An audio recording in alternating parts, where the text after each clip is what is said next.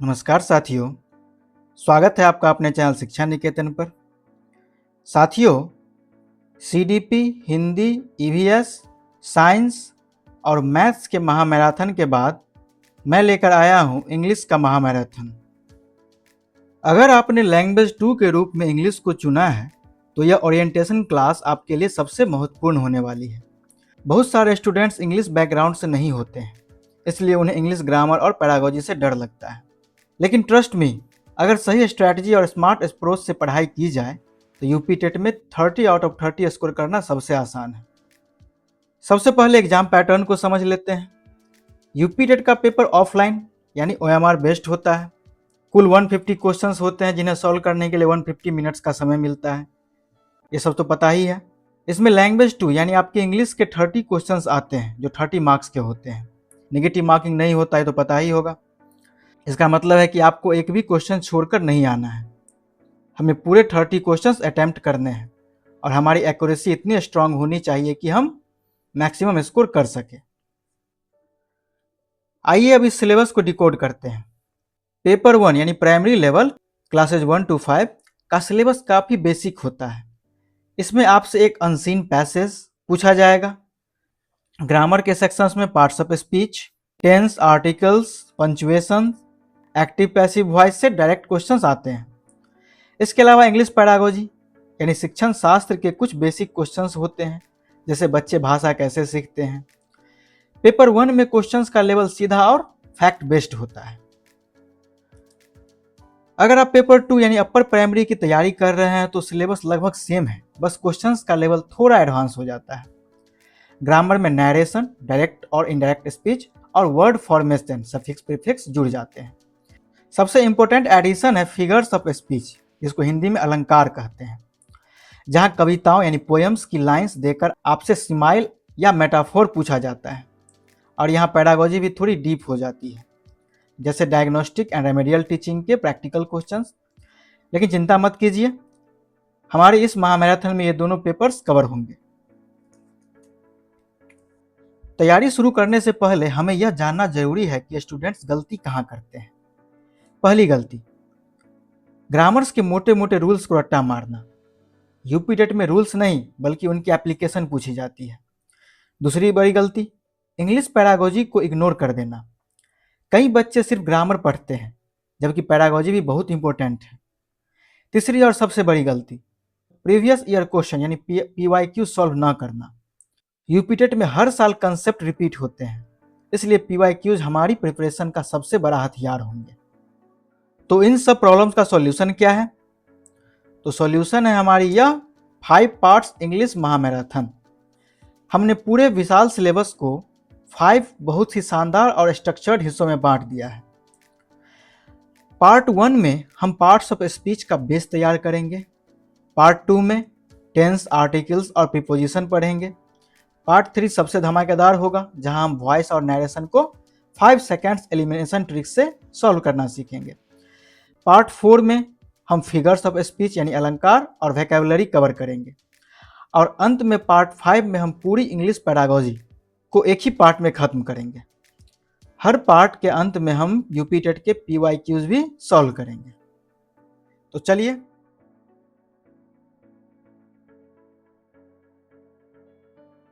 साथियों, आप पेपर 1 की तैयारी कर रहे हो या पेपर 2 की, इंग्लिश का यह 30 मार्क्स का सेक्शन आपके सिलेक्शन में गेम चेंजर साबित हो सकता है।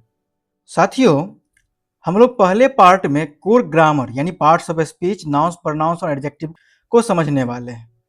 तो चलिए बिना समय गवाए शुरू करते हैं। पूरी इंग्लिश लैंग्वेज सिर्फ 8 पिलर्स पर टिकी है, जिन्हें हम पार्ट्स ऑफ स्पीच कहते हैं। स्क्रीन पर इस ट्री को देखिए, यही वो 8 पिलर्स है जो इंग्लिश ग्रामर को स्ट्रॉन्ग बनाता है। Noun, pronoun, adjective, verb, adverb, prepositions, conjunction, interjection. Noun का मतलब है किसी चीज का नेम यानी कि नाम। प्रोनाउन वो है जो नाउन के बदले आता है यानी नाउन को रिप्लेस करता है। एडजेक्टिव नाउन और प्रोनाउन का क्वालिटी बताता है यानी विशेषता बताता है। वर्ब सेंटेंस का इंजन है यानी कि एक्शन होता है, काम बताता है, क्रिया बताता है। एडवर्ब बताता है कि एक्शन कैसे हुआ यानी कि काम कैसे हुआ। प्रीपोजिशन वर्ड का पोजीशन या रिलेशन बताता है, इसके नाम में ही छुपा हुआ है इसका मतलब। प्री मतलब पहले, पोजीशन यानी जो नाउन और प्रोनाउन से पहले जगह बना ले, पोजीशन बना ले। सातवां है कंजक्शन, यह दो वाक्यों को जोड़ने वाला ग्लू यानी कि गूंद है। और इंटरजेक्शन सडन फीलिंग्स को एक्सप्रेस करता है।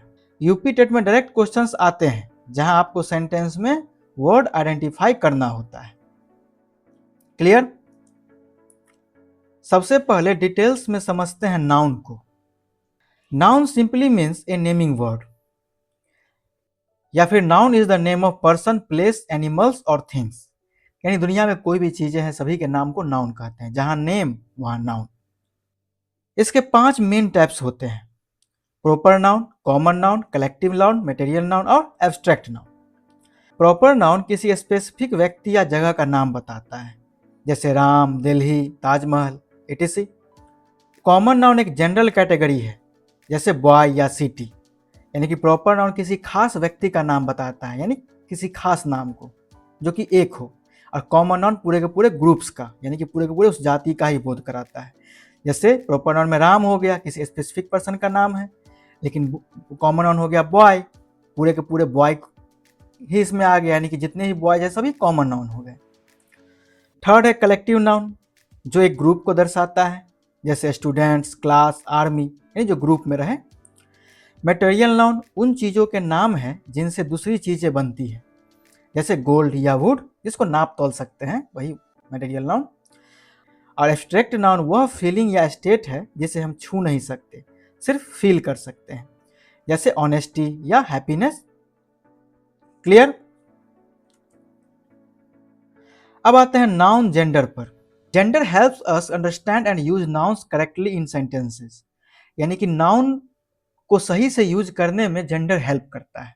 ये 4 प्रकार के होते हैं: मैस्कुलिन, फेमिनिन, कॉमन और न्यूटर जेंडर। मैस्कुलिन और फेमिनिन तो हम आसानी से पहचान लेंगे, जैसे किंग और क्वीन। जो मेल होता है वो मैस्कुलिन और फीमेल होता है feminine. Neuter gender non living things के लिए होता है, जैसे बुक, टेबल etc।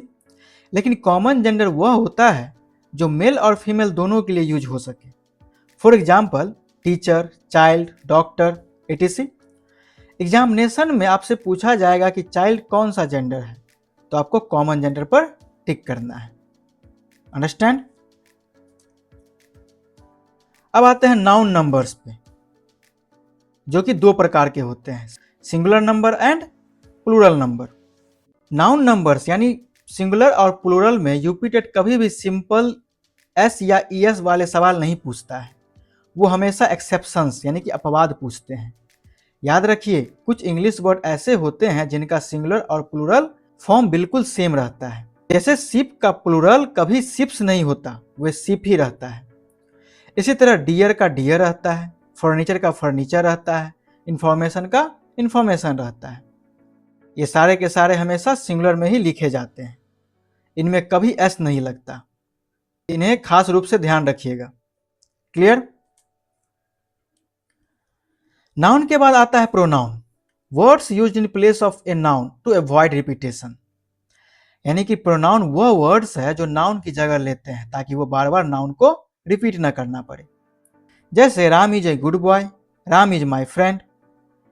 इसकी जगह हम कहते हैं कि Ram is a good boy, he is my friend. इसमें ही प्रोनाउन है। प्रोनाउंस कई प्रकार के होते हैं, जिसमें पहला है पर्सनल प्रोनाउन, वो भी 3 प्रकार के होते हैं: फर्स्ट पर्सन, सेकेंड पर्सन और थर्ड पर्सन।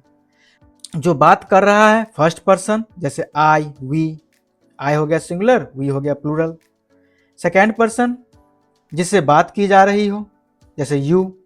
और थर्ड पर्सन जिसके बारे में बात की जा रही हो, वो हो गया थर्ड पर्सन, जैसे ही, सी, इट, दे या किसी का name. Pronoun makes our sentence simple, clear and error free. यानी कि प्रोनाउन हमारे सेंटेंस को सिंपल, क्लियर और गलती से मुक्त करता है। समझ गए? प्रोनाउन में जहां से सबसे ज्यादा क्वेश्चंस आते हैं वो है रिलेटिव प्रोनाउन। इसमें 2 वर्ड्स है, हु और विच, जो सेंटेंस को जोड़ते हैं। रूल बहुत सिंपल है, हु और वूम का इस्तेमाल हमेशा लिविंग थिंग्स यानी इंसानों के लिए होता है, जैसे the boy who is playing is my brother. और विच का इस्तेमाल हमेशा नॉन लिविंग थिंग्स और जानवरों के लिए होता है। जैसे the book which is on the table is mine. Exam में the book who is on the table लिखकर एरर दिया जाता है, जिसे आपको पहचानना होता है। क्लियर? हमारा अगला पिलर है एडजेक्टिव यानी कि विशेषण। एडजेक्टिव का काम है नाउन या प्रोनाउन की तारीफ करना या उसके बारे में एक्स्ट्रा डिटेल्स देना। जैसे ब्रेव सोल्जर में ब्रेव एडजेक्टिव है। एडजेक्टिव्स भी कई प्रकार के होते हैं, लेकिन यूपी टेट में सबसे ज़्यादा क्वेश्चन इन तीनों से आते हैं, इसमें भी डिमॉन्स्ट्रेटिव एडजेक्टिव से ज़्यादा। एडजेक्टिव ऑफ क्वालिटी, नाम से ही पता चल रहा है जो क्वालिटी बताता हो, गुण बताता हो। डिस्क्राइब्स द क्वालिटी और कैरेक्टरिस्टिक्स, जैसे गुड, ब्रेव, ब्यूटीफुल etc। दूसरा एडजेक्टिव ऑफ क्वांटिटी या फिर नंबर, जो कि किसी का नंबर बताता हो, जैसे सम, मेनी, 5, फिक्स नंबर नहीं। और सबसे ज़्यादा जो पूछा जाता है यूपी टेट में वो है डिमॉन्स्ट्रेटिव एडजेक्टिव। डिमॉन्स्ट्रेटिव का मतलब है इशारा करना, दिस, दैट, दीज, दोज। ये चारों वर्ड्स जो जब किसी नाउन के ठीक पहले आते हैं तो डिमॉन्स्ट्रेटिव एडजेक्टिव कहलाते हैं। For example, these mangoes are ripe में दीज मैंगोज की तरफ इशारा कर रहा है, सो ये हो गया डिमॉन्स्ट्रेटिव एडजेक्टिव। क्लियर? एडजेक्टिव्स की 3 डिग्रीज होती है। जब कोई कंपैरिजन नहीं हो रहा हो तो पॉजिटिव डिग्री, जैसे tall, Ram is a tall boy. जब दो लोगों के बीच कंपैरिजन हो तो कंपैरेटिव डिग्री, जैसे taller, Ram is taller than Shyam. इसके साथ हमेशा देन का यूज होता है। और जब किसी एक को पूरे ग्रुप में सबसे बेहतरीन बताया जाए तो सुपरलेटिव डिग्री, जैसे tallest, Ram is the tallest boy in class. Superlative degree के पहले हमेशा द आर्टिकल का प्रयोग किया जाता है, यानी कि द यूज किया जाता है, जैसे द टॉलेस्ट। यह रूल आर्टिकल्स के चैप्टर में भी बहुत काम आएगा। क्लियर? अब आते हैं वर्ब पे, क्रिया पे यानी एक्शन पे। A verb shows an action और ए स्टेट ऑफ बीइंग्स, यानी कि वर्ब किसी भी सेंटेंस का इंजन होता है, इसके बिना सेंटेंस चल नहीं सकता। वर्ब या तो एक्शन दिखाता है, जैसे play, run, read, write, sing, sleep etc, या स्टेट ऑफ बीइंग दिखाता है, जैसे is, am, are, was, were etc। Paper 2 में ट्रांजिटिव और इंट्रांजिटिव वर्ब पूछे जाते हैं। ट्रांजिटिव वर्ब वो है जिसे अपना मीनिंग पूरा करने के लिए एक ऑब्जेक्ट की जरूरत होती है, जैसे ही किक्ड द बॉल। यहाँ द बॉल ऑब्जेक्ट है तो वर्ब ट्रांजिटिव है। इसका उल्टा इंट्रांजिटिव वर्ब, जिसको ऑब्जेक्ट की जरूरत नहीं होती, जैसे ही लाफ्ड, वह हंसा, बात खत्म। इसके आगे ऑब्जेक्ट की रिक्वायरमेंट नहीं है। क्लियर? अगर वर्ब सेंटेंस का इंजन है तो एडवर्ब हमें बताता है कि इंजन कैसे चल रहा है, कब चल रहा है और कहाँ चल रहा है। यानी कि adverb modifies a verb, an objective और अनदर एडवर्ब। इसके 3 मेन टाइप्स होते हैं। फर्स्ट है एडवर्ब ऑफ मैनर्स। जो एडवर्ब बताता है कि काम कैसे हुआ उसे एडवर्ब ऑफ मैनर कहते हैं, जैसे bravely, quickly, slowly. The soldier fought bravely, सैनिक बहादुरी से लड़ा। यहाँ ब्रेवरी बता रहा है कि फाइट कैसे हुई, तो यह एडवर्ब ऑफ मैनर है। जो समय बताए वो एडवर्ब ऑफ टाइम, जैसे यस्टरडे, टुडे, टुमारो। और जो जगह बताए वो एडवर्ब ऑफ प्लेस, जैसे हियर, देयर। ध्यान रखिएगा, adverbs add meaning, clarity and colour to your sentence, यानी सेंटेंस को और मीनिंगफुल और क्लैरिटी देता है। Clear? Prepositions and interjections. Preposition words की लोकेशन या टाइमिंग बताता है, जैसे book is on the table. इसे हम पार्ट 2 में डिटेल्स में पढ़ेंगे। और इंटरजेक्शन वह वर्ड है जो सडन इमोशंस यानी अचानक उठी भावनाओं को एक्सप्रेस करता है। दुख के लिए अल्लास, खुशी के लिए हुर्रे, सरप्राइज के लिए वाव। इनकी सबसे बड़ी पहचान है इनके आगे लगा हुआ एक्सक्लामेशन साइन, यानी उल्टा आई का साइन दिख रहा है ना, यही। एग्जाम में अल्लास देखकर आप 1 सेकेंड में पहचान सकते हैं कि यह इंटरजेक्शन है। क्लियर? तो साथियों, हमारा पार्ट 1 यहीं समाप्त होता है। तो चलिए पार्ट 1 के टेस्ट को हम लोग देख लेते हैं। फर्स्ट क्वेश्चन है, identify the adjective and its type in the given sentence. These mangoes are ripe. Mangoes proper adjective, these demonstrative adjective, ripe possessive adjective या फिर आर डिस्क्रिप्टिव एडजेक्टिव। इस सेंटेंस में मैंगोज नाउन है। अब सवाल उठ रहा है कि कौन से मैंगोज? दीज मैंगोज यानी कि ये आम। जो वर्ड किसी नाउन की तरफ पॉइंट आउट यानी कि इशारा करता है उसे डिमॉन्स्ट्रेटिव एडजेक्टिव कहते हैं। बाकी ऑप्शंस गलत क्यों हैं? ऑप्शन 1 में मैंगोज को एडजेक्टिव कहा है जबकि वो नाउन है। ऑप्शन 3 में रिप को पॉसेसिव कहा है। पॉसेसिव वर्ड्स तो माई, हिज, हर होते हैं जो अधिकार दिखाते हैं। ऑप्शन 4 में आर को एडजेक्टिव बोला है जबकि आर एक हेल्पिंग वर्ब है। इसलिए एलिमिनेशन मेथड से भी ऑप्शन 2 एकदम सटीक आंसर है। नेक्स्ट है, which of the following is a common gender noun? King, impress, queen या फिर चाइल्ड? यूपी टेट का यह बहुत ही स्टैंडर्ड क्वेश्चन है। जेंडर मेनली 4 तरह के होते हैं। किंग एक पुरुष यानी कि मेल को दर्शाता है, इसलिए यह मैस्कुलिन जेंडर है। इम्प्रेस और क्वीन महिला यानी कि फीमेल को दर्शाते हैं, इसलिए यह फेमिनिन जेंडर है। लेकिन चाइल्ड वर्ड को ध्यान से देखिए। जब हम चाइल्ड कहते हैं तो वो एक लड़का यानी कि बॉय भी हो सकता है और एक लड़की यानी कि गर्ल भी हो सकती है। ऐसे वर्ड जो मेल और फीमेल दोनों के लिए स्ट्रिक्ट यूज किए जा सकते हैं उन्हें इंग्लिश ग्रामर में कॉमन जेंडर कहा जाता है। इसलिए इसका सही जवाब हो जाएगा ऑप्शन नंबर 4, चाइल्ड। इसी कैटेगरी में टीचर, डॉक्टर और स्टूडेंट भी आते हैं। नेक्स्ट है, identify the adverb and its type in the following sentence. The soldier fought bravely. Soldier adverb of place, fought adverb of time, bravely adverb of manner या फिर the adverb of degree. Sentence के structure को समझिए। The soldier यहां subject noun है, fought यहां action यानी कि वर्ब है। अब हमें वर्ब से सवाल पूछना है, सैनिक कैसे लड़ा? How did he fight? उत्तर मिलता है बहादुरी से, ब्रेवली। जो वर्ड हमें एक्शन के होने का तरीका यानी मैनर बताता है वो एडवर्ब ऑफ मैनर कहलाता है। अगर वो कहाँ लड़ा बताता जैसे आउटसाइड तो एडवर्ब ऑफ प्लेस होता। कब लड़ा बताता जैसे यस्टरडे तो एडवर्ब ऑफ टाइम होता। ज़्यादातर एडवर्ब ऑफ मैनर के वर्ड्स के आखिर में ly लगा होता है जैसे स्लोली, क्विकली, ब्रेवली। यह भी एक शानदार ट्रिक है पहचानने का। तो इसका आंसर हो जाएगा option number 3, bravely adverb of manner. Next है, identify the part of speech of the underlined word. Alas my pet died. Noun, verb, interjection या फिर एडवर्ब। इंग्लिश लैंग्वेज में जब हमें अचानक से हुए दुख, सुख या आश्चर्य, सडन स्ट्रॉन्ग इमोशंस को बिना पूरा सेंटेंस बोले एक्सप्रेस करना हो तो हम इंटरजेक्शन का यूज करते हैं। यहाँ अल्लास एक गहरे दुख यानी सौरों को प्रकट कर रहा है कि हाय मेरा पेट मर गया। इसकी सबसे बड़ी विजुअल पहचान यह है कि इसके तुरंत बाद एक्सक्लामेशन साइन, उल्टा आई वाला साइन लगा होता है। इसका सही जवाब हो जाएगा ऑप्शन नंबर 3, इंटरजेक्शन। नाउन नाम होता है, वर्ब एक्शन होता है और एडवर्ब वर्ब की डिटेल बताता है। इसलिए अल्लाह सिर्फ और सिर्फ एक इंटरजेक्शन है। क्लियर? नेक्स्ट है, choose the correct plural forms of the word. Sheep, sheeps, sheepes, sheep और शिपेन।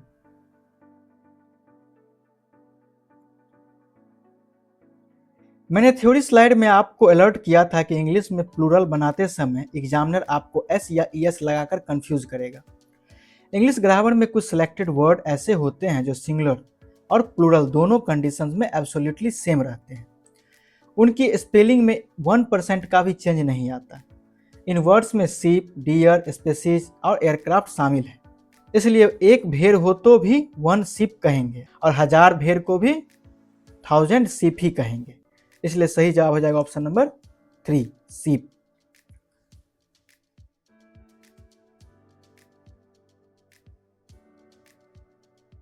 साथियों, पार्ट 1 में हमने पार्ट्स ऑफ स्पीच का बेस तैयार किया था।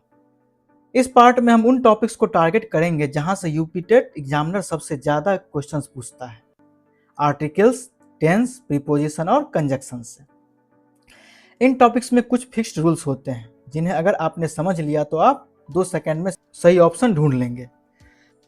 तो चलिए शुरू करते हैं। सबसे पहले बात करते हैं आर्टिकल्स की। इंग्लिश ग्रामर में सिर्फ 3 आर्टिकल्स होते हैं, ए, एन और द। इन्हें 2 कैटेगरीज में बांटा गया है। द एक डिफिनिट आर्टिकल्स है जो किसी स्पेसिफिक या खास चीज के लिए यूज होता है, जैसे the sun, the Taj Mahal, etc। और ए तथा एन इंडेफिनिट आर्टिकल्स है जो किसी भी आम यानी जनरल सिंगुलर काउंटेबल नाउन के लिए यूज होते हैं। मतलब अगर कोई चीज एक है और हम उसे गिन सकते हैं तभी ए या एन लगेगा। For example, I have a pen, she is an honest girl, he ate an apple. Clear? अब यहाँ यूपीटेट का सबसे फेवरेट ट्रैप आता है। बचपन में हमें रटाया गया था कि ए, ई, आई, ओ, यू से शुरू होने वाले वर्ड्स के आगे एन लगा दो, इसे भूल जाइए। इंग्लिश लेटर को नहीं बल्कि उस हिंदी साउंड को देखिए। अगर वर्ड बोलते समय पहली आवाज हिंदी के स्वर अ, आ, हर्षी दीर्घी, हर्षु दीर्घु, ए, ऐ, ओ, औ की आती है तो एन लगाइए। और अगर व्यंजन क, ख, ग, घ से लेकर ह तक की आवाज आती है तो ए लगाइए। जैसे यूरोपियन स्पेलिंग ई से शुरू है लेकिन बोलते समय यू यानी अ की आवाज आती है तो यह एक व्यंजन है, इसलिए ए यूरोपियन सही होगा। वही ऑनेस्ट में एस साइलेंट है लेकिन हम ऑनेस्ट बोलते हैं, यानी ध्वनि स्वर आता है, इसलिए एन ऑनेस्ट मैन होगा। समझ गए? कभी कभी एग्जामिनर पूछता है कि कहां पर आर्टिकल्स नहीं लगेगा, इसे जीरो आर्टिकल कहते हैं। याद रखिएगा, किसी भी व्यक्ति या शहर के नाम यानी कि प्रॉपर नाउन के आगे द नहीं लगता। आप द राम या द लखनऊ नहीं बोल सकते। इसी तरह एब्स्ट्रैक्ट नाउन जैसे ऑनेस्टली, लव और मटेरियल नाउन जैसे गोल्ड, वाटर के आगे भी जनरली कोई आर्टिकल नहीं लगता। द गोल्ड इज एक्सपेंसिव गलत है, सही होगा गोल्ड इज एक्सपेंसिव। क्लियर? अब आते हैं प्रीपोजिशंस पर जो सेंटेंस में पोजीशन या टाइम बताते हैं। टाइम बताने वाले इन, ऑन और एट में बहुत कंफ्यूजन होता है। इसे ऐसे याद रखें, बड़े समय, महीने, साल, मौसम के लिए इन लगाएं जैसे इन 2026। उससे छोटे समय जैसे दिन या तारीख के लिए ऑन लगाएं जैसे ऑन मंडे, ऑन 15 अगस्त। और बिल्कुल एग्जैक्ट टाइम यानी घड़ी का समय बताने के लिए एट लगाएं जैसे एट 5 PM, एट मिडनाइट। यह ट्रिक आपका बहुत टाइम बचाएगी। समझ गए? कुछ वर्ब्स ऐसे होते हैं जिनके साथ प्रीपोजिशन बिल्कुल फिक्स्ड होता है, उसे आप बदल नहीं सकते।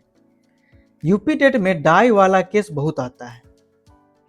अगर किसी की मृत्यु किसी बीमारी यानी डिजीज से होती है तो हमेशा डाइड ऑफ लगता है जैसे ही डाइड ऑफ कॉलरा। लेकिन अगर मृत्यु बीमारी के अलावा किसी और कारण से हुई हो जैसे भूखमरी या घाव तो डाइड फ्रॉम लगता है। इसी तरह अगर कोई किसी सब्जेक्ट में अच्छा है तो गुड इन इंग्लिश नहीं बोलते, हमेशा गुड एट इंग्लिश बोलते हैं। अगर किसी से डर है, अफ्रेड ऑफ समथिंग, जैसे कुत्ते से डर तो अफ्रेड ऑफ डॉग्स हो जाएगा। क्लियर? अब आते हैं टेंस पे यानी कि काल पे। टेंस इंग्लिश की आत्मा है। टेंस का मतलब सिर्फ टाइम नहीं है बल्कि यह भी है कि काम कितना पूरा हुआ है, state of action.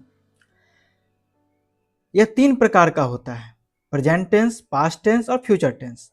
Present tense जो चल रहा है, पास्ट टेंस जो बीत गया है और फ्यूचर टेंस जो आने वाला टाइम हो वो फ्यूचर टेंस। किसी भी टेंस को पहचानने का सबसे बड़ा हथियार उसकी हेल्पिंग वर्ब जैसे is, am, are, was, were, have, has, had होती है। तीनों टेंस के 4 प्रकार होते हैं, present indefinite tense, present continuous tense, present perfect tense, present perfect continuous tense. इसी तरह से पास्ट के भी 4 होते हैं सेम, और फ्यूचर के भी। लेकिन हम लोगों को सारा पढ़ना नहीं है, सिर्फ इम्पोर्टेंट पढ़ना है, इसलिए हम लोग सिर्फ प्रेजेंट परफेक्ट कंटिन्यूअस टेंस को समझते हैं क्योंकि इससे ज़्यादा क्वेश्चन आता है, क्योंकि फंसाने वाला क्वेश्चन इससे ही बनता है, बाकी सब तो ईजी है, नॉर्मल है। यूपी टेट में टेंस आइडेंटिफाई करने के बहुत सवाल आते हैं। इस सेंटेंस को देखिए, I have been living here for 10 years।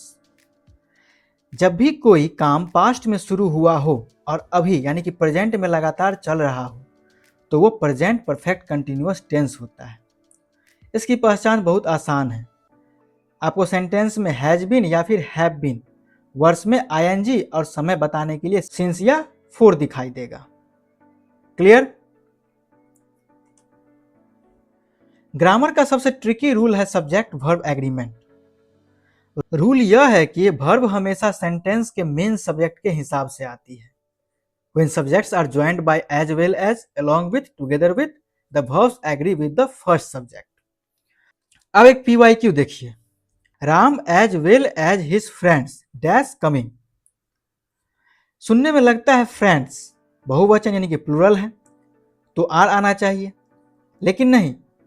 Rule यह कहता है कि जब दो subjects as well as, along with या फिर टुगेदर विथ से जुड़ते हैं तो हेल्पिंग वर्ब हमेशा पहले वाले सब्जेक्ट के अनुसार आती है। पहला सब्जेक्ट है राम जो कि सिंगुलर है, इसलिए यहाँ इज आएगा तो सेंटेंस हो जाएगा Ram as well as his friends is coming. Clear? Conjunctions वाक्यों को जोड़ने का काम करते हैं, जैसे Fevicol. Words that join two clauses और सेंटेंस। एंड समान बातों को जोड़ता है। बट का प्रयोग तब होता है जब दो बातों का विरोधाभास यानी कॉन्ट्रास्ट हो, जैसे he is poor he is honest.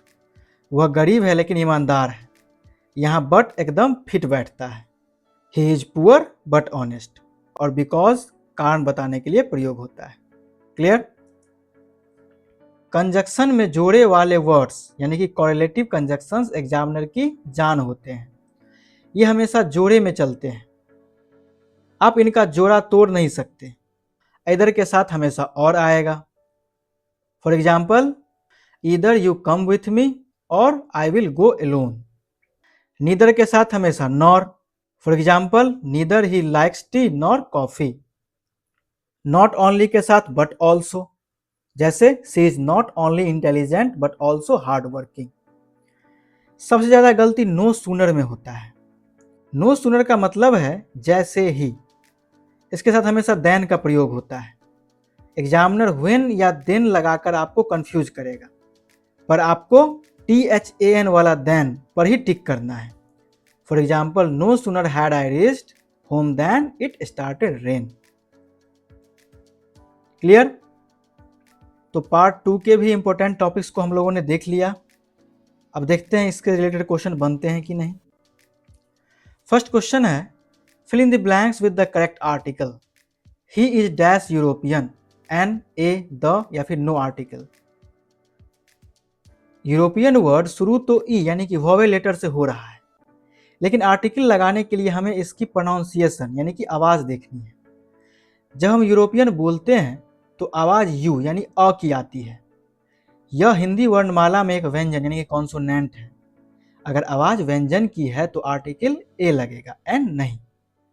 इसलिए ए यूरोपियन 100% सही है, यानी ऑप्शन नंबर 2। ऑप्शन 1 यानी कि एन बच्चों को फंसाने के लिए दिया गया था। ऑप्शन 3 स्पेसिफिक चीजों के लिए आता है जो यहां नहीं है। नेक्स्ट है, fill in the correct preposition. He died dash cholera, from, by, with और ऑफ।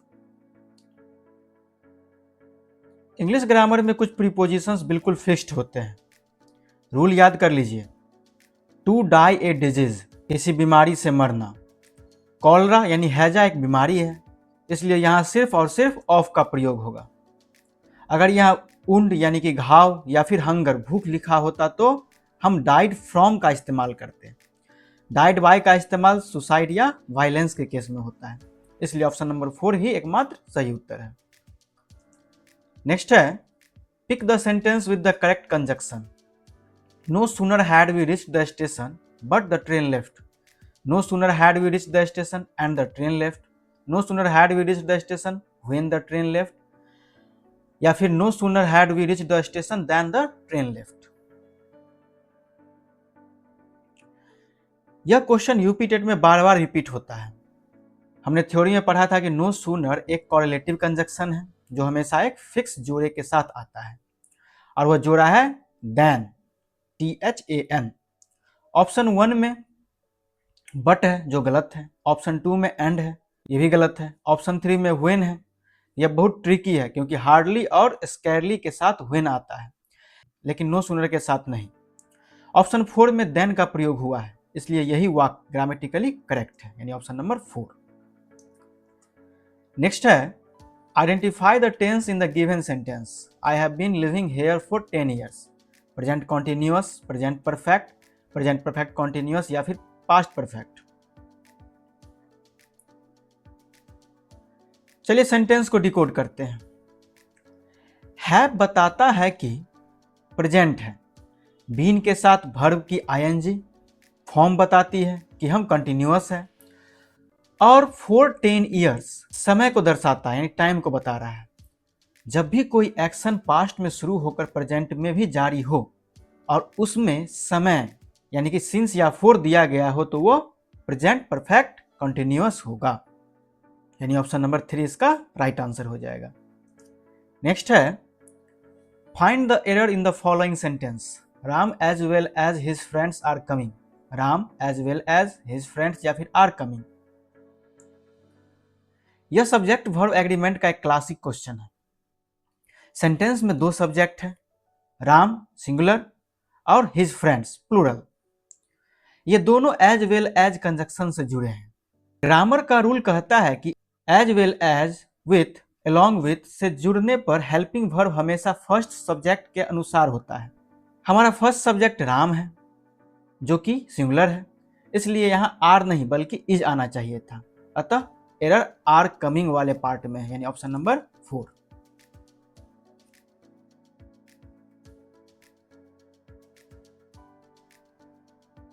साथियों, हम पार्ट 3 में इंग्लिश ग्रामर के उन 2 टॉपिक्स को कवर करेंगे जिनसे स्टूडेंट सबसे ज़्यादा डरते हैं, एक्टिव पैसिव वॉइस और डायरेक्ट इनडायरेक्ट स्पीच यानी कि नैरेशन।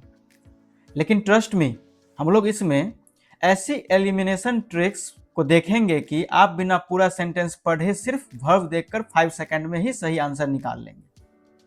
तो चलिए शुरू करते हैं। एक्टिव वॉइस का मतलब है सीधा सीधा बात करना, जहां काम करने वाला यानी सब्जेक्ट हीरो होता है। जैसे राम किल्ड रावण, यहां राम सब्जेक्ट है।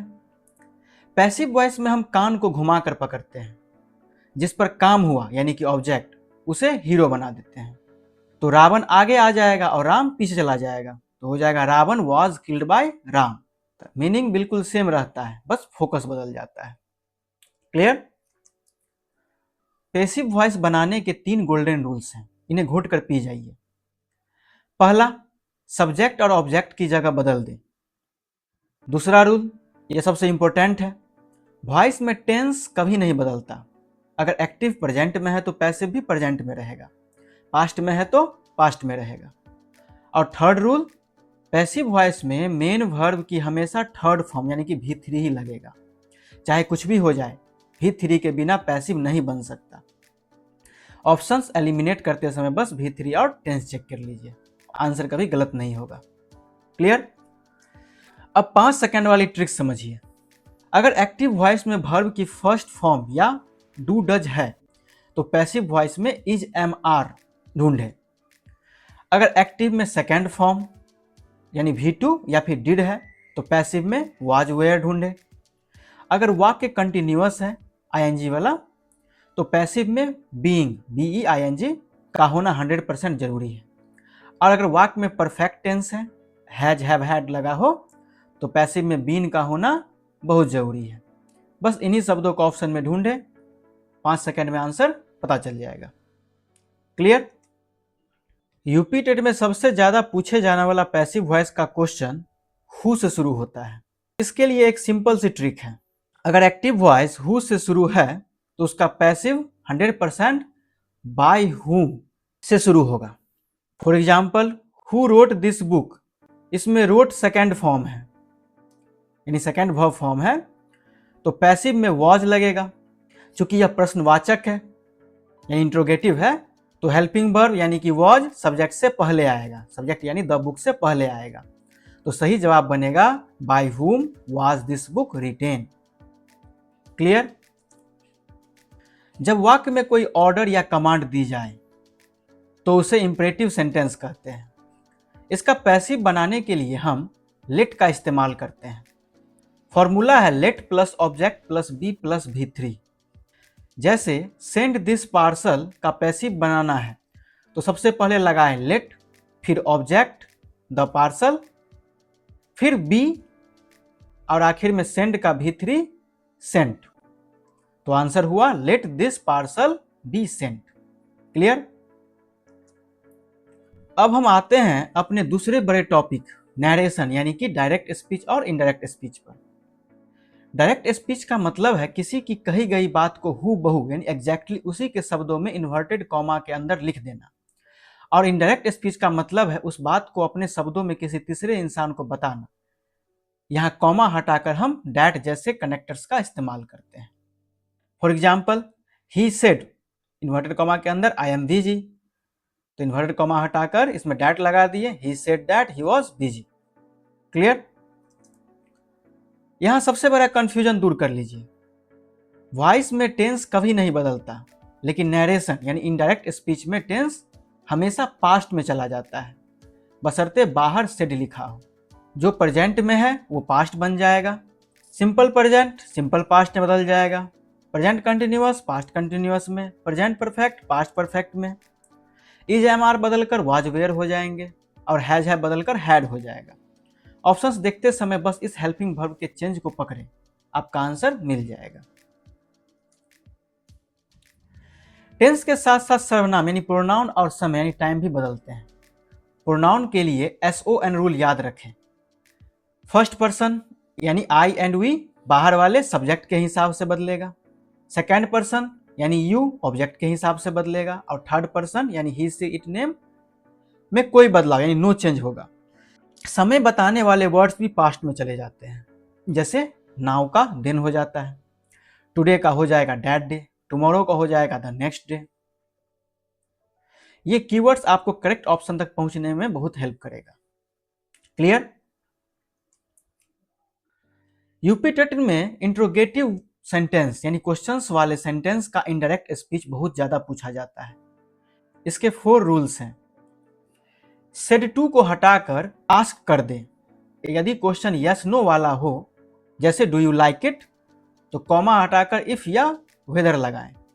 अगर सवाल व्हाट वेयर व्हेन से शुरू हो तो उसी WH वर्ड को फेविकॉल यानी कनेक्टर बना लें, जैसे हु रोट दिस, इसका हो जाएगा ही आस्क्ड, तो हु को कनेक्टर बना लिए, who had written that. Where do you live, she inquired where I live. और सबसे जरूरी बात, इनडायरेक्ट स्पीच कभी भी प्रश्न यानी क्वेश्चंस नहीं रहता, वह एक साधारण वाक्य बन जाता है, यानी सब्जेक्ट पहले आएगा और हेल्पिंग वर्ब बाद में। क्लियर? ग्रामर हो और कोई अपवाद न हो ऐसा हो ही नहीं सकता। हमने पढ़ा कि इनडायरेक्ट स्पीच में टेंस पास्ट में बदल जाता है, लेकिन अगर इन्वर्टेड कॉमा के अंदर कोई यूनिवर्सल ट्रूथ यानी सार्वभौमिक सत्य, साइंटिफिक फैक्ट या कोई मुहावरा लिखा हो तो उसका टेंस कभी नहीं बदलता। जैसे the teacher said the earth rotates on its axis, पृथ्वी अपने अक्ष पर घूमती है। यह एक यूनिवर्सल ट्रूथ है, इसलिए इनडायरेक्ट में भी रोटेट्स ही रहेगा, रोटेटेड नहीं होगा। बस डैट लगाइए और वाक्य जोड़ दीजिए। क्लियर? चलिए फटाक से रिकैप करते हैं। पैसिव वॉइस में हमेशा V3 आएगा और टेंस नहीं बदलेगा। डायरेक्ट से इनडायरेक्ट बनाते समय टेंस हमेशा पास्ट में जाएगा। हु वाले पैसिव बाय हुम से शुरू होंगे और क्वेश्चंस के इनडायरेक्ट स्पीच में आस्क्ड और इफ का प्रयोग होगा। क्लियर? तो हम लोगों ने पार्ट 2 के इंपॉर्टेंट टॉपिक्स को देख लिया। अब बारी है आपके इवैल्यूएशन की। चलिए देखते हैं हम लोग से क्वेश्चन बनता है कि नहीं। Change the following into passive voice. Who wrote this book? This book was written by who? Who was written this book? By whom was this book written? या फिर the book is written by whom? हमने trick सीखी थी कि जब भी active voice who से शुरू हो तो पैसिव 100% बाय हुम से शुरू होगा। तो यहाँ बाय हुम से एक ही सेंटेंस शुरू है, ऑप्शन नंबर 3, यही इसका राइट आंसर हो जाएगा। नेक्स्ट है change into indirect speech. She said I have done my work. She said that she was done her work. She said that she had done her work, she told that she had done her work, या फिर she said she done her work. Direct speech में inverted comma के अंदर have done यानी present perfect है। Narration का नियम कहता है कि प्रेजेंट टेंस को पास्ट टेंस में बदल दो, तो हैव का पास्ट क्या होगा? हैड। ऑप्शन 1 में हैज है, ये तो गलत हो गया। ऑप्शन 3 में टोल्ड आ गया। याद रखें, सेड के बाद अगर टू मी जैसा ऑब्जेक्ट ना हो तो वो टोल्ड में नहीं बदलता, सेड ही रहता है। ऑप्शन नंबर 4 में हेल्पिंग वर्ब गायब कर दी है, इसलिए option number 2 he said that she had done her work बिल्कुल सही है, यानी यही इसका राइट आंसर हो जाएगा। नेक्स्ट है, select the one which expresses the sentence in passive voice. I have played football with friends of mine at that ground, but that ground I have played football with my friends. Football is played by me with my friends at that ground, या फिर playing of football has been done by me and my friends. यहां subject है I, verb है play V1 present indefinite में, और object है football. Passive का नियम, ऑब्जेक्ट को सब्जेक्ट बनाओ, यानी फुटबॉल को सब्जेक्ट बनाइए। प्रेजेंट इंडेफिनिट है तो helping verb is am are लगाओ, फुटबॉल के साथ इज आएगा। वर्ब की थर्ड फॉर्म प्लेड लगाइए, पीछे जाकर बाय मी बन जाएगा, तो स्ट्रक्चर बना फुटबॉल इज प्लेड बाय मी। सिर्फ ऑप्शन 3 ही इस स्ट्रक्चर को फॉलो कर रहा है, इसलिए सही जवाब हो जाएगा ऑप्शन नंबर 3।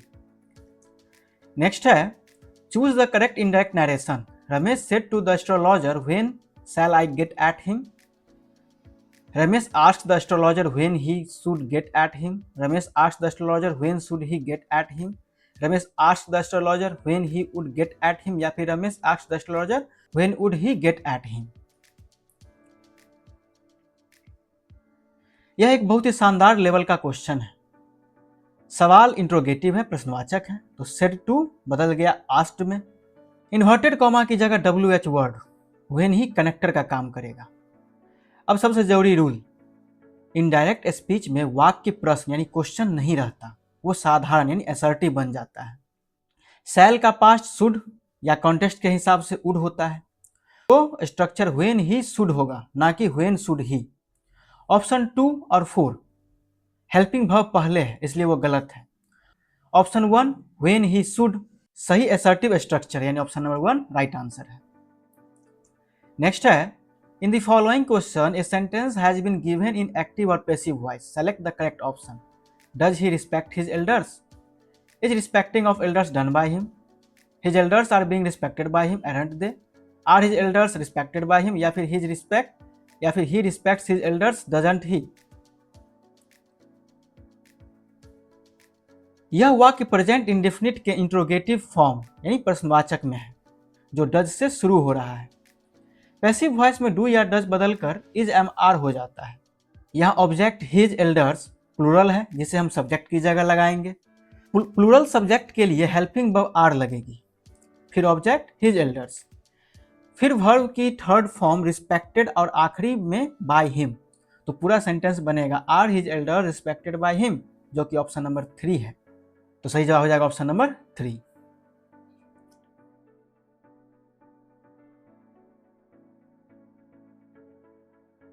साथियों, ग्रामर के रूल्स सीखने के बाद अब बारी है इंग्लिश लैंग्वेज की खूबसूरती यानी फिगर्स ऑफ स्पीच और वोकैबुलरी की। यूपी टेट के पेपर 1 और पेपर 2 दोनों में पोएम्स यानी कविताओं से क्वेश्चंस आते हैं, जहां आपसे फिगर ऑफ स्पीच पूछा जाता है। इसके अलावा सिनोनिम्स, एंटोनिम्स और आइडम्स के क्वेश्चंस भी फिक्स होते हैं। तो चलिए देखते हैं। सबसे पहले और सबसे ज़्यादा पूछे जाने वाले 2 फिगर्स ऑफ स्पीच है सिमिली और मेटाफर। दोनों का काम 2 अलग अलग चीज़ों की तुलना यानी कंपैरिजन करना है। ट्रिक बहुत ही सिंपल है। अगर सेंटेंस में तुलना करने के लिए लाइक या एज वर्ड का इस्तेमाल हुआ है तो वो 100% सिमिली है। जैसे सी सिंग्स लाइक ए नाइटिंगेल, लेकिन हम लाइक या एज लगाए बिना किसी को सीधा वही चीज़ बोल दे तो वो मेटाफर बन जाता है। जैसे ऊंट रेगिस्तान का जहाज है, the camel is the ship of the dessert. हमने ये नहीं कहा कि ऊंट जहाज जैसा है, हमने सीधा उसे जहाज कह दिया। यूपीटेट का सबसे फेमस एग्जाम्पल है all the world is a stage. पूरी दुनिया एक रंगमंच है, इसमें भी लाइक नहीं है, इसलिए यह मेटाफर है। क्लियर? अगला है पर्सनिफिकेशन एंड एपोस्ट्रॉफी। पर्सनिफिकेशन यानी कि मानवीकरण। नाम से ही पता चल रहा है, जब हम किसी निर्जीव चीज यानी नॉन लिविंग थिंग्स या जानवर को इंसानों यानी ह्यूमन वाले काम करते हुए दिखाते हैं तो वो पर्सनिफिकेशन होता है। जैसे हवा सो रही है, the wind is lying asleep. सोना इंसानों का काम है, हवा का नहीं। एपोस्ट्रॉफी तब होता है जब हम किसी ऐसी चीज या इंसान से बात करते हैं जो वहां मौजूद नहीं है या मर चुका है या कोई निर्जीव भावना है। जैसे O death where is thy sting. हे मृत्यु, तेरा डंक कहाँ है। यहाँ मृत्यु से ऐसे बातें की जा रही है जैसे वो कोई सामने खड़ा इंसान हो। क्लियर? यहाँ यूपिटेट बहुत फंसाता है ऑक्सीमोरोन एंड एंटीथेसिस में। दोनों में उल्टे यानी अपोजिट शब्दों का इस्तेमाल होता है। ऑक्सीमोरोन में दो अपोजिट वर्ड यानी दो उल्टे शब्द एकदम चिपक कर साइड बाय साइड बैठे होते हैं। जैसे प्लीजिंग डिस्ट्रेस, खुशी देने वाला दुख। खुशी और दुख दोनों उल्टे हैं और एक साथ आए हैं। ओपन सीक्रेट यानी खुला रहस्य भी इसका एक एग्जाम्पल है। एंटीथेसिस में भी दो अपोजिट आइडियाज होते हैं, लेकिन वो एक साथ चिपके नहीं होते, बल्कि एक ही सेंटेंस के दो अलग अलग हिस्सों में होते हैं। जैसे love is an ideal thing, marriage is a real thing. यहाँ आइडियल और रियल अपोजिट है पर दूर दूर है। क्लियर? वोकैबुलरी की कोई सीमा नहीं है, लेकिन यूपीटेट कुछ खास वर्ड्स को बार बार रिपीट करता है। वन वर्ड सब्स्टिट्यूशन में पॉलीग्लॉट बहुत फेमस है, जिसका मतलब है बहुभाषी यानी जो बहुत सी भाषाएं जानता हो। डिक्शनरी लिखने वाले को लेक्सिकोग्राफर कहते हैं, और जो भगवान को न माने वो एथिस्ट यानी कि नास्तिक होता है। आइडम्स यानी मुहावरों में to turn over a new leaf का मतलब पेड़ का पत्ता पलटना नहीं है, बल्कि अपनी पुरानी बुरी आदतों को छोड़कर एक अच्छी शुरुआत करना है, to change for the better. और एट सिक्सेज एंड सेवेंस का मतलब होता है पूरी तरह से कंफ्यूज होना। क्लियर? सिनोनिम्स यानी कि पर्यायवाची और एंटोनिम्स यानी कि विलोम के लिए रीडिंग हैबिट बहुत जरूरी है। फ्यूरी का मतलब होता है एंगर यानी बहुत तेज गुस्सा। प्रूडेंट का मतलब होता है वाइज यानी कि समझदार। एंटोनिम्स में एक यूपीटेट का PYQ है विजिलेंट। विजिलेंट का मतलब होता है हर पल सतर्क रहना, तो इसका उल्टा क्या होगा? केयरलेस यानी कि लापरवाह। स्पेलिंग एरर्स में एग्जामिनर हमेशा ऐसे वर्ड्स देता है जिसमें डबल लेटर्स आते हैं। जैसे एकोमोडेशन यानी कि रहने की जगह, इसमें हमेशा याद रखना डबल C भी आएगा और डबल M भी आएगा। Accommodation, double C double M। Clear? तो चलिए इससे रिलेटेड कुछ क्वेश्चंस देख लेते हैं। फर्स्ट है select the figures of speech used in the expression all the world is a stage. Personification, apostrophe, simile या फिर मेटाफर। अगर यहां लिखा होता all the world is like a stage, तब यह सिमिली बन जाता क्योंकि लाइक वर्ड आ गया। लेकिन यहां दुनिया यानी कि वर्ल्ड को सीधा रंगमंच कह दिया गया है, स्टेज कह दिया गया है। जब दो चीजों की तुलना बिना लाइक या एज के की जाती है, इम्पाइल्ड कंपैरिजन, तो वो मेटाफर होता है, यानी कि ऑप्शन नंबर 4 इसका राइट आंसर हो जाएगा। विलियम शेक्सपियर की एक पोयम की यह लाइन यूपीटेट में बहुत बार पूछी गई है। नेक्स्ट है choose the correct figures of speech in the following sentence. Her mother two upon his occasion felt A pledging distress. Personification, oxymoron, hyperbole या फिर सिमिली। सेंटेंस के अंत में दो वर्ड देखिए, प्लेजिंग यानी संतुष्ट या खुशी देने वाला, और डिस्ट्रेस यानी कि दुख या पीड़ा। ये दोनों वर्ड एक दूसरे के बिल्कुल विपरीत यानी अपोजिट है, लेकिन सेंटेंस में एक साथ रखे गए हैं, साइड बाय साइड। इस पोएटिक डिवाइस को हम ऑक्सीमोरोन यानी कि विरोधाभासी कहते हैं। हाइपरबोल का मतलब बहुत बढ़ा चढ़ाकर बोलना होता है, जो यहाँ नहीं है। नेक्स्ट है, one who knows many languages is called a और एन, लिंग्विस्टिक, बाइलिंगुअल, ऑप्टिमिस्ट या फिर पॉलीग्लॉट। आइए चारों ऑप्शंस का पोस्टमार्टम करें। लिंग्विस्टिक वो होता है जो भाषाओं का वैज्ञानिक अध्ययन यानी साइंटिफिक स्टडी करता है। बाइलिंगुअल वो होता है जो सिर्फ 2 भाषाएं बोल सकता है। ऑप्टिमिस्ट वो होता है जो हमेशा लाइफ की पॉजिटिव साइड देखता है यानी आशावादी।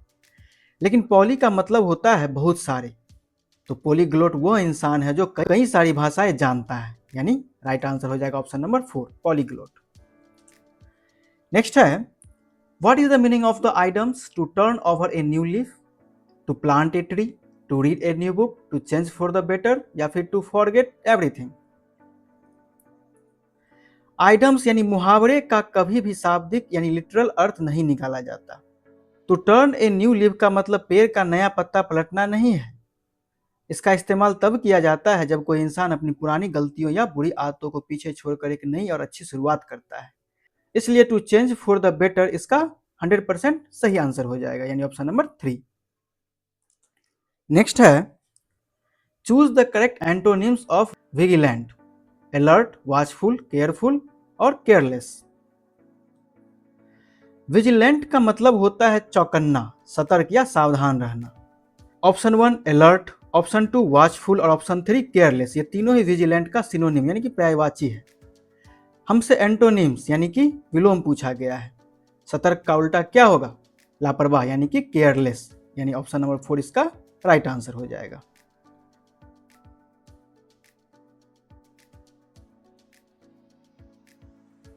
साथियों, ग्रामर तो सभी पढ़ लेते हैं, लेकिन सिलेक्शन तय करती है पैडागोजी यानी शिक्षण शास्त्र।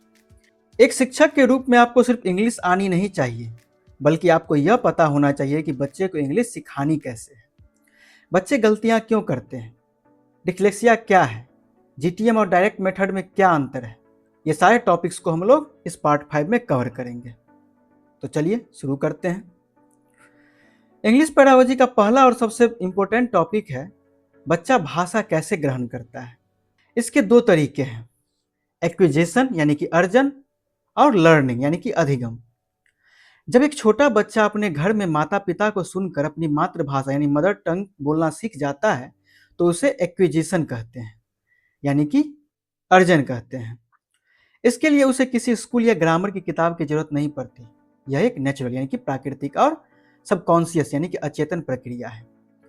दूसरी तरफ जब वही बच्चा स्कूल जाता है और नियमों यानी ग्रामर रूल्स के साथ एक नई भाषा यानी सेकेंड लैंग्वेज जैसे इंग्लिश सीखता है तो उसे लर्निंग कहते हैं। यह एक कॉन्शियस यानी कि सचेतन और फॉर्मल यानी कि औपचारिक प्रक्रिया है, जहां बहुत एफर्ट लगाना पड़ता है। एग्जाम में सीधा सवाल आता है कि मदर टंग कैसे सीखी जाती है, तो आंसर होगा एक्विजिशन से। क्लियर? जब भी लैंग्वेज एक्विजिशन की बात आती है, एक महान मनोवैज्ञानिक का नाम हमेशा आता है, नोम चॉम्स्की। चॉम्स्की ने एक बहुत ही क्रांतिकारी बात कही। उन्होंने कहा कि बच्चे भाषा सीखने की जन्मजात क्षमता यानी इनेट एबिलिटी के साथ पैदा होते हैं। उनके अनुसार हमारे दिमाग में एक काल्पनिक मशीन फिट होती है जिसे उन्होंने लैड यानी कि लैंग्वेज एक्विजिशन डिवाइस कहा। यह लैड बच्चे के अपने आसपास की भाषा सीखने और समझने में मदद करता है। चॉम्स्की ने यूनिवर्सल ग्रामर यानी कि सार्वभौमिक व्याकरण का भी कंसेप्ट दिया, जिसका मतलब है कि दुनिया की सभी भाषाओं के ग्रामर का एक बेसिक स्ट्रक्चर बच्चे के दिमाग में पहले से प्री वायर्ड होता है। यूपी टेट में लैड का फुल फॉर्म कई बार पूछा गया है, ध्यान रखिएगा, language acquisition device. Clear? Chomsky के बाद आते हैं स्टेफन क्रैसन। क्रैसन ने कहा कि जैसे हम मातृभाषा को एक्वायर यानी अर्जित करते हैं, वैसे ही हम सेकेंड लैंग्वेज यानी इंग्लिश को भी एक्वायर कर सकते हैं, अगर बच्चे को एक बिना तनाव यानी स्ट्रेस फ्री वाला प्राकृतिक माहौल दिया जाए। इनकी सबसे फेमस हाइपोथेसिस है कंप्रीहेंसिबल इनपुट। इसका मतलब है कि अगर बच्चे का करंट नॉलेज लेवल आई है तो टीचर को उसे I+1 लेवल का इनपुट यानी कि ज्ञान देना चाहिए। बहुत ज़्यादा मुश्किल नहीं, बस उसके मौजूदा स्तर से थोड़ा सा ऊपर। यह कंसेप्ट बच्चे की ग्रोथ के लिए बहुत ज़रूरी है। क्लियर? अब हम आते हैं कि एक टीचर को कक्षा में पढ़ाते समय किन सिद्धांतों का पालन करना चाहिए, यानी किन प्रिंसिपल्स को फॉलो करनी चाहिए। सबसे पहले आता है प्रिंसिपल ऑफ मोटिवेशन, प्रेरणा का सिद्धांत। बिना इच्छा के आप किसी को कुछ नहीं सिखा सकते। टीचर का काम है बच्चों में इंग्लिश के प्रति इंटरेस्ट जगाना। दूसरा है प्रिंसिपल ऑफ हैबिट फॉर्मेशन, आदत का निर्माण। भाषा कोई मैथ्स या फॉर्मूला नहीं है, यह एक आदत है।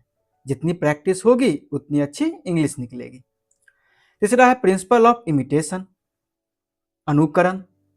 बच्चे नकल करके सीखते हैं, इसलिए एक इंग्लिश टीचर का खुद का प्रोनाउंसिएशन यानी उच्चारण एकदम सही होनी चाहिए, क्योंकि बच्चे उसी को कॉपी करेंगे।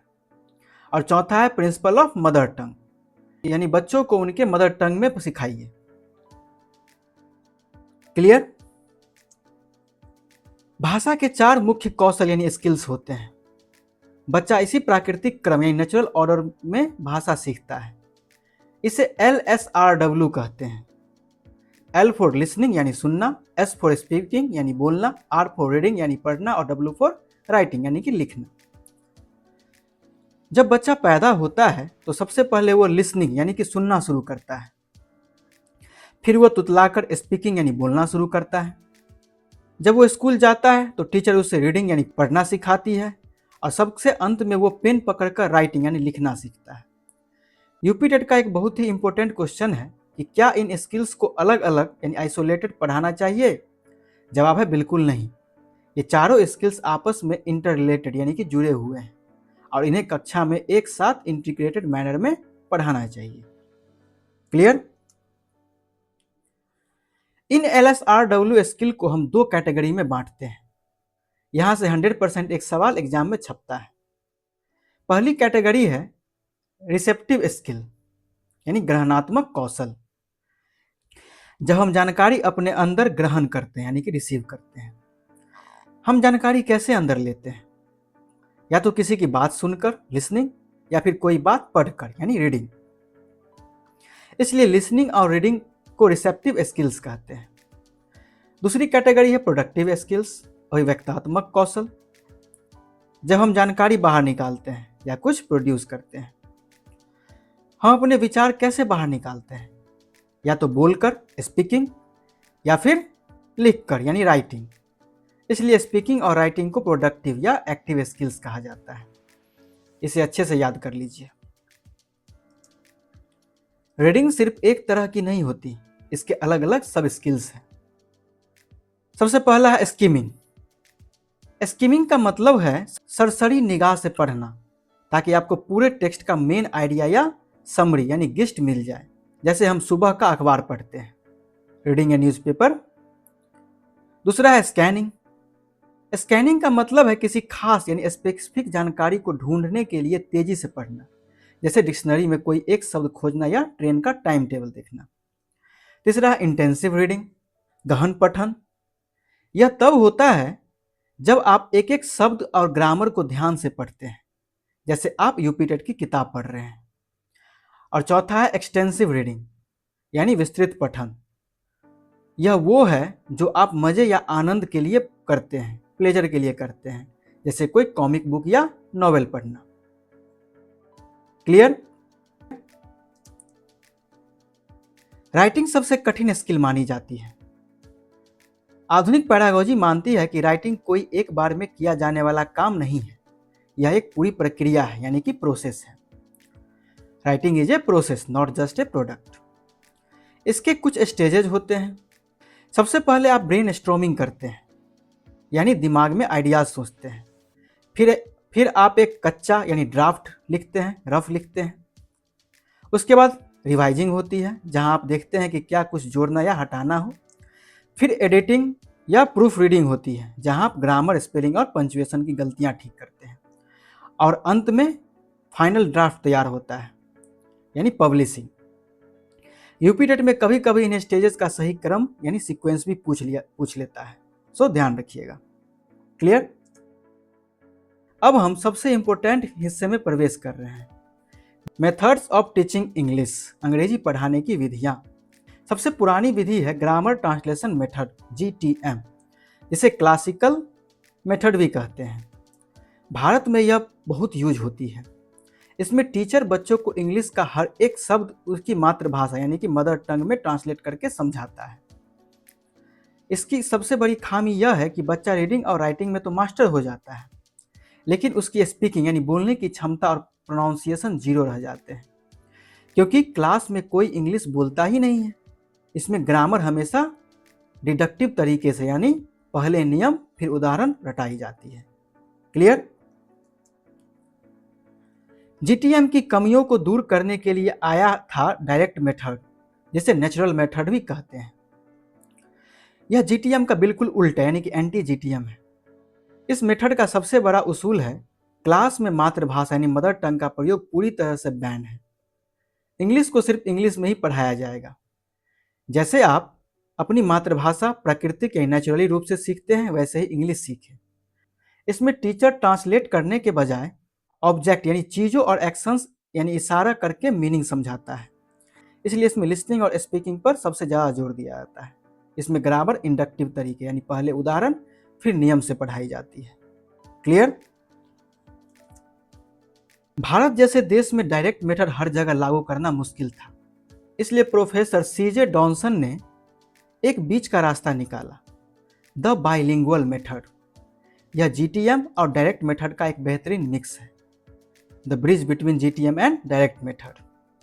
इसमें क्या होता है, टीचर किसी कठिन इंग्लिश वर्ड का मीनिंग समझाने के लिए मातृभाषा का इस्तेमाल कर सकता है, लेकिन बच्चों को मातृभाषा बोलने की परमिशन नहीं होती, उन्हें इंग्लिश में ही प्रैक्टिस करनी होती है, यानी नो मदर टंग। इसमें समय बचता है और बच्चों को मीनिंग भी जल्दी समझ में आ जाता है। यूपी टेट में इसके जनक CJ डॉनसन का नाम बहुत बार पूछा गया है, सो ध्यान रखिएगा। दो और मेथड है जो एग्जाम में दिख जाते हैं, doctor West new method. Doctor Michael West ने दिया था, जो भारत में ही थे। उन्होंने कहा कि भारतीयों को इंग्लिश बोलने से ज़्यादा पढ़ने की ज़रूरत है, इसलिए उनकी मेथड सिर्फ और सिर्फ रीडिंग, खासकर साइलेंट रीडिंग पर फोकस करती है। दूसरा है ऑडियो लिंगुअल मेथड, जिसे आर्मी मेथड भी कहा जाता है। वर्ल्ड वॉर 2 के समय सैनिकों को जल्दी भाषा सिखाने के लिए इसे बनाया गया था। इसे ड्रिल एंड प्रैक्टिस यानी एक ही डायलॉग को बार बार रटना या रिपीट करना पर बहुत ज़्यादा जोर दिया जाता है। यह मेथड आदत बनाने यानी हैबिट फॉर्मेशन पर काम करती है। क्लियर?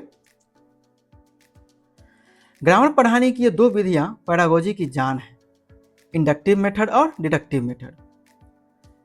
इंडक्टिव मेथड यानी कि आगमनात्मक विधि, इसमें टीचर क्लास में आकर पहले बहुत सारे एग्जाम्पल्स यानी उदाहरण देता है। बच्चे उन उदाहरणों को ऑब्जर्व करते हैं और खुद से ग्रामर का रूल यानी नियम बनाते हैं। यह आधुनिक और चाइल्ड सेंटर्ड यानी कि बाल केंद्रित विधि है, जिसे सबसे अच्छा माना जाता है। डिडक्टिव मेथड यानी कि निगमनात्मक विधि इसका उल्टा है। इसमें टीचर पहले बोर्ड पर रूल यानी कि नियम यानी कि फॉर्मूला लिखता है, बच्चे को रटने को कहता है और फिर एग्जाम्पल करवाता है। यह रट्टा मारने यानी कि रोट लर्निंग को बढ़ावा देती है, इसलिए आधुनिक शिक्षा में इसे अच्छा नहीं माना जाता। क्लियर?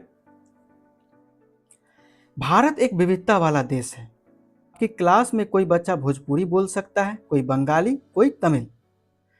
इसे मल्टीलिंगुअलिज्म यानी बहुभाषिकता कहते हैं। यूपी टेट का एक गोल्डन रूल अपनी नोटबुक में लिख लीजिए, बहुभाषिकता कभी भी कोई समस्या यानी कि प्रॉब्लम, बाधा यानी कि हिंड्रेंस या बोझ यानी कि बर्डन नहीं होती। आधुनिक पेडागोजी के अनुसार बहुभाषिकता हमेशा एक संसाधन यानी कि रिसोर्स या एसेट के रूप में काम करती है। एक अच्छे टीचर को बच्चों की मातृभाषाओं का सम्मान करना चाहिए और उन्हें अपनी बात कहने का मौका देना चाहिए। इससे बच्चों का कॉन्फिडेंस बढ़ता है और वो लैंग्वेज 2 यानी कि इंग्लिश भी आसानी से सीख पाता है। क्लियर? अब हम बात करेंगे लर्निंग डिसेबिलिटीज यानी कि अधिगम अक्षमताओं की। क्लास में कुछ बच्चे सामान्य बुद्धि यानी नॉर्मल IQ होने के बावजूद पढ़ने लिखने या गणित में अटकते हैं। यह कोई दिमागी बीमारी या आलस नहीं है, बल्कि एक न्यूरोलॉजिकल कंडीशन है। यूपी टेट या सीटेट के हर पेपर में यहाँ से 2 सवाल 100% आते हैं। एक शिक्षक के रूप में आपका काम ऐसे बच्चों को पहचानना है और उन्हें इंडिविजुअलाइज्ड एजुकेशन प्रोग्राम यानी आईईपी के तहत सपोर्ट करना है। आइए प्रमुख अक्षमताओं को डिकोड करते हैं। सबसे पहला है डिसलेक्सिया। लेक्सिया शब्द का संबंध पढ़ने यानी कि रीडिंग से है। जब बच्चे को पढ़ने में दिक्कत हो, अक्षरों को पहचानने में समस्या हो, जैसे वो बी को डी और वाज को सौ पढ़ता है, जैसे तारे जमी पर फिल्म में ईशान अवस्थी को था। दूसरा है डिस्ग्राफिया। ग्राफ का मतलब होता है लिखना यानी कि राइटिंग। जब बच्चे की हैंडराइटिंग बहुत खराब हो, वो शब्दों को सही से पन्नों पर न उतार पाए या पेन पकड़ने में शारीरिक दिक्कत महसूस करे, तो उसे डिस्ग्राफिया कहते हैं। बस ग्राफ शब्द से राइटिंग को जोड़कर याद रखें। क्लियर? तीसरा है डिस्कैलकुलिया। कैलकुलिया मतलब कैलकुलेटर। जब बच्चे को गणित यानी मैथमेटिक्स, नंबरों और कैलकुलेशन में दिक्कत हो तो उसे डिस्कैलकुलिया होता है। चौथा है डिस्प्रेक्सिया। जब बच्चा अपने ही शरीर के मूवमेंट यानी मोटर स्किल्स पर कंट्रोल ना हो, जैसे बटन बंद करना, शूलेस बांधना या आंख और हाथ का तालमेल यानी कोऑर्डिनेशन न बैठा पाना, तो वो डिस्प्रेक्सिया कहलाता है। पांचवा है एफेजिया या डिस्फेजिया।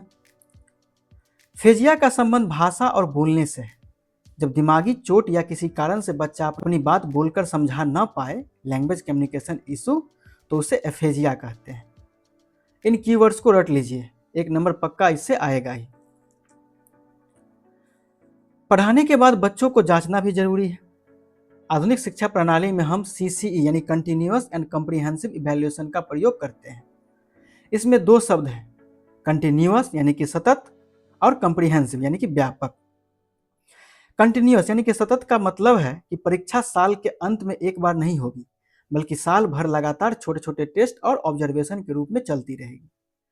कॉम्प्रिहेंसिव यानी व्यापक का मतलब है कि हम सिर्फ बच्चे की किताब की नॉलेज यानी स्कॉलस्टिक को नहीं जांचेंगे, बल्कि उसके खेल कूद, कला और व्यवहार यानी को स्कॉलस्टिक का भी मूल्यांकन करेंगे।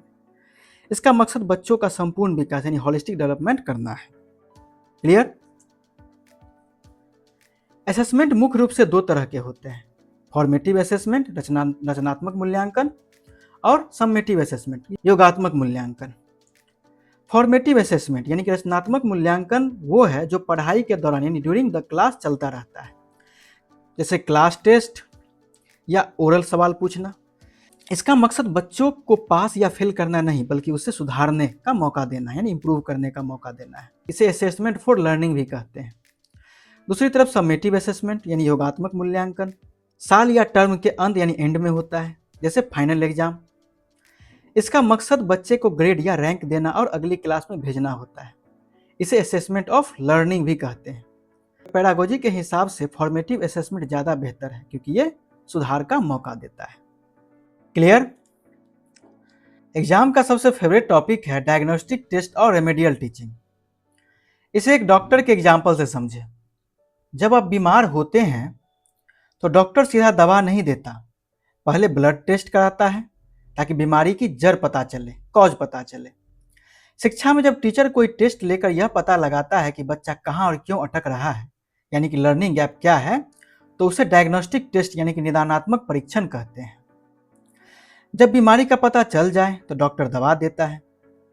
इसी तरह बच्चे की कमी पता चलने के बाद टीचर जब उसे उस कमी को दूर करने के लिए विशेष रूप से पढ़ाता है यानी प्रॉब्लम सॉल्व कराता है, तो उसे रेमेडियल टीचिंग यानी कि उपचारात्मक शिक्षण कहते हैं। याद रहे, हमेशा पहले निदान यानी डायग्नोसिस होगा, उसके बाद ही उपचार यानी कि रेमेडी होगा। क्लियर? क्लास को इंटरेस्टिंग बनाने के लिए टीचर TLM का इस्तेमाल करता है, यानी कि टीचिंग लर्निंग मटेरियल्स का। ऑडियो एड्स जैसे रेडियो सुनने में मदद करते हैं, विजुअल एड्स जैसे चार्ट देखने में, और ऑडियो विजुअल जैसे स्मार्ट बोर्ड या टीवी दोनों में मदद करते हैं, जो सबसे ज़्यादा असरदार यानी कि मोस्ट इफेक्टिव होते हैं। एक शब्द यूपी टेट में बहुत आता है, रियलिया। इसका मतलब है असली जिंदगी की चीज़ों यानी रियल लाइफ ऑब्जेक्ट को क्लासरूम में लाकर पढ़ाना। मान लीजिए आप बच्चों को एप्पल पढ़ा रहे हैं और आप क्लास में एक असली सेब निकाल कर दिखा दें, तो वो रियलिया कहलाएगा। इससे बच्चों का इंटरेस्ट बढ़ता है और वो चीज़ों को रटने के बजाय सीधा दुनिया से जोड़ यानी कि कॉन्क्रीट कॉन्टेक्स्ट में सीख पाते हैं। क्लियर? चलिए पूरी पेडागोजी का एक सुपरफास्ट रिकैप करते हैं। चॉम्स्की ने कहा भाषा जन्मजात यानी कि इन्नेट है, यानी कि लैड। लिसनिंग और रीडिंग जानकारी अंदर लेते हैं, रिसेप्टिव, जबकि स्पीकिंग और राइटिंग जानकारी बाहर देते हैं, प्रोडक्टिव। जीटीएम में मातृभाषा का इस्तेमाल होता है, जबकि डायरेक्ट मेथड में मातृभाषा पूरी तरह बैन है। पढ़ने की बीमारी डिसलेक्सिया, लिखने की डिस्ग्राफिया, और सबसे जरूरी टीचर पहले कमियों का निदान यानी कि डायग्नोसिस करेगा और फिर उसका उपचार यानी कि रेमेडियल टीचिंग करेगा। क्लियर? अब तैयार हो जाइए इससे रिलेटेड क्विज के लिए। फर्स्ट क्वेश्चन है, children deserves most of the credit for the language that they acquire. This innate capacity to acquire language is primarily associated with B.F. Skinner, Jean Piaget, Noam Chomsky या फिर Lev Vygotsky. जब भी question में innate capacity या language acquisition device का जिक्र हो तो आपका दिमाग सिर्फ नोम चॉम्स्की पर जाना चाहिए, यानी ऑप्शन नंबर 3। स्किनर ने कहा था कि भाषा इनिटेशन यानी नकल और रिइंफोर्समेंट से सीखी जाती है, बिहेवियरिज्म। पियाजेट ने कॉग्निटिव डेवलपमेंट पर जोर दिया और वाइगोत्स्की ने समाज यानी सोशल इंटरेक्शन पर जोर दिया। लेकिन जन्मजात क्षमता यानी कि इनेट एबिलिटी की बात सिर्फ चॉम्स्की ने की थी। नेक्स्ट है, which of the following language skills are considered as receptive skills? Listening and speaking, reading and writing, listening and reading या फिर speaking and writing। मैंने आपको थ्योरी में बताया था रिसेप्टिव मतलब रिसीव करना ही, यानी कि जानकारी अंदर लेना। हम जानकारी कैसे रिसीव करते हैं? या तो किसी को सुनकर लिसनिंग या फिर किताब को पढ़कर रीडिंग। तो सही जवाब हो जाएगा option number 3, listening and reading. वही अगर आपसे प्रोडक्टिव स्किल पूछा जाता जिसमें हम कुछ प्रोड्यूस करते हैं, विचार बाहर निकालते हैं, तो उत्तर स्पीकिंग और राइटिंग यानी कि बोलना और लिखना होता। नेक्स्ट है, which of the following statements about dyslexia is true? It is mathematical disorder, it is related to poor handwriting and spelling, it refers to difficulty in reading and comprehending text, या फिर it is an emotional and behavioral disturbance। आइए सभी options को देखते हैं। Mathematical disorder को हम dyscalculia कहते हैं। पुअर हैंडराइटिंग यानी लिखने की दिक्कत को डिस्ग्राफिया कहा जाता है। इमोशनल डिस्टर्बेंस अलग मनोवैज्ञानिक समस्या है। लेकिन डिसलेक्सिया का सीधा संबंध पढ़ने यानी कि रीडिंग से आता है, यानी कि रीडिंग में आने वाली कठिनाई है। अतः ऑप्शन नंबर 3 सही जवाब हो जाएगा। नेक्स्ट है, which method of teaching English restricts the use of mother tongue completely in the classroom? Grammar translation method, bilingual method, Dr. West new method या फिर direct method? Grammar translation method यानी कि GTM तो पूरी class की ही मातृभाषा यानी कि मदर टंग से चलती है। बाइलिंगुअल मेथड में टीचर मातृभाषा का इस्तेमाल कर सकता है। लेकिन डायरेक्ट मेथड जिसे नेचुरल मेथड भी कहते हैं का पहला और सबसे कठोर नियम यही है कि क्लासरूम में मदर टंग पूरी तरह से बैन होगा। इंग्लिश को सिर्फ इंग्लिश से ही पढ़ाया जाएगा, यानी सही जवाब हो जाएगा ऑप्शन नंबर 4। नेक्स्ट है, a teacher find that some students are consistently making mistakes in subject verb agreement. To identify the exact nature of their learning difficulty the teacher should conduct a summative assessment, diagnostic test, remedial teaching या फिर final examination. ध्यान से पढ़िए, question कह रहा है कि teacher को आइडेंटिफाई द लर्निंग डिफिकल्टी यानी कमी का पता लगाना है। जब भी हमें कमी या लर्निंग गैप का पता लगाना यानी कॉज ढूंढना होता है तो हम डायग्नोस्टिक टेस्ट यानी कि निदानात्मक परीक्षण करते हैं, यानी कि ऑप्शन नंबर 2। अगर प्रश्न में यह पूछा जाता है कि कमी का पता लगाने के बाद टीचर क्या करेगा, तब हमारा आंसर होता है रेमेडियल टीचिंग। नेक्स्ट है, using realia in the language class means bringing real life objects as teaching aids, realistic stories into the syllabus, real parents to absorb the class या फिर expensive digital tools। यह CTET और UPTET दोनों में पूछा हुआ question है। रियलिया का मतलब कहानियां या माता पिता नहीं होता, इसका मतलब होता है रोजमर्रा की असली चीजों रियल ऑब्जेक्ट्स को क्लासरूम में यानी कि टीचिंग लर्निंग मटेरियल्स TLM की तरह इस्तेमाल करना, यानी इसका आंसर हो जाएगा ऑप्शन नंबर 1। नेक्स्ट है, the inductive method of teaching grammar is based on the principle of rules to examples.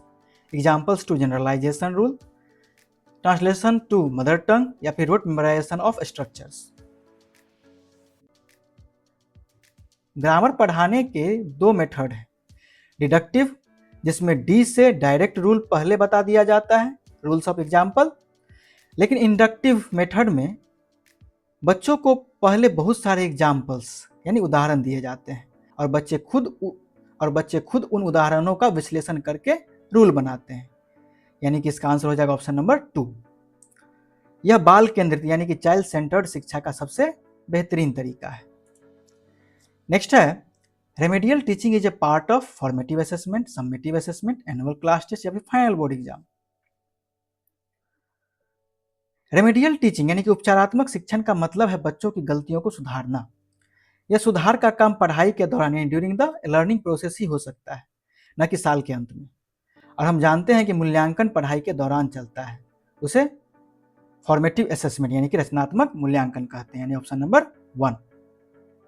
Summative assessment या एनुअल टेस्ट तो साल के अंत में होते हैं, जहां सुधार का कोई स्कोप नहीं बचता। नेक्स्ट है, in CCE the term comprehensive implies that evaluation covers only the scholastic and academic achievement of the student, both scholastic and co-scholastic area of student development, only the physical fitness of the student या फिर the syllabus of all subject continuously। CCE में comprehensive का मतलब यह है कि बच्चे का होलिस्टिक यानी सर्वांगीण विकास चाहते हैं, इसलिए हम सिर्फ किताबी ज्ञान या परीक्षा के नंबर यानी स्कॉलस्टिक नहीं जांचते, बल्कि बच्चे का खेलों में प्रदर्शन, कला, अनुशासन और व्यवहार यानी कि को स्कॉलस्टिक एरियाज भी जांचते हैं, यानी ऑप्शन नंबर 2 सही जवाब हो जाएगा। नेक्स्ट है, in a diverse classroom multilingualism must be seen as a barrier of a learning English, a challenge for the teacher to overcome, a resource to facilitate language learning या फिर a problem that slows down the syllabus.